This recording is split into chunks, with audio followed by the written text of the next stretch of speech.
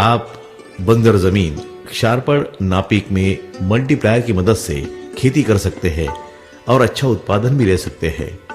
इसके लिए कुछ बातें विस्तार से समझ लेना जरूरी है। जैसे किसी भी खेत की मिट्टी या तो रासायनिक खाद के इस्तेमाल से बंजर बनती है या खारे पानी के कारण बंजर बनती है। अब हम दोनों बातों को विस्तार से समझ लेते हैं।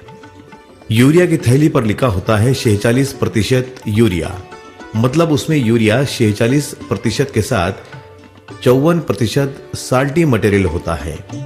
उसी प्रकार जब आप सिंगल सुपर फास्फेट खाद डालते हैं, उसकी थैली पर लिखा होता है 16% सिंगल सुपर फास्फेट, मतलब 100 किलो फास्फेट में 84 किलो साल्टी मटेरियल होता है। जब जब यह खाद मिट्टी में डाला जाता है, इसमें जो साल्टी मटेरियल होता है वो मिट्टी के अंदर रहने वाले सूक्ष्म जीवाणुओं को मार डालता है। खाद डालने का काम 1968 से चल रहा है। धीरे धीरे सूक्ष्म जीवाणु मरते जा रहे हैं। जिस मिट्टी के सूक्ष्म जीवाणु ज्यादा संख्या में मर जाते हैं, वह मिट्टी बंजर हो जाती है। उसमें कुछ भी पैदा होना बंद हो जाता है।